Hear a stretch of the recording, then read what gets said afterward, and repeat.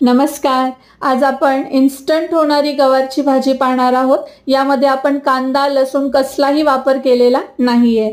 चला तर रेसिपी पाहूयात. सर्वप्रथम गवार आपल्याला स्वच्छ धुवून घ्यायची आहे.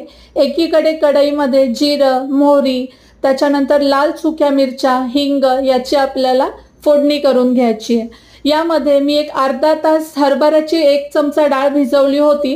ती डाळ आपल्याला घालून घ्यायची आहे आणि मस्त खमंग फोडणी झाल्यानंतर आपण जी गवार निवडून घेतली होती ती आपल्याला यामध्ये व्यवस्थित अशी परतून घ्यायची आहे.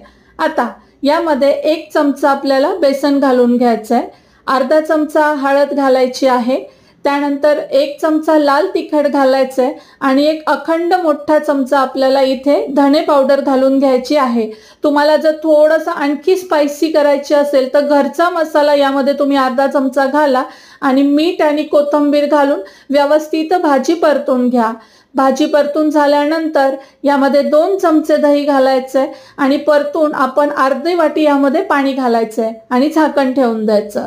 झाकण एक 10 ते 15 मिनिटानंतर काढलं तर अत्यंत चविष्ट अशी मसाला गवार तयार होते.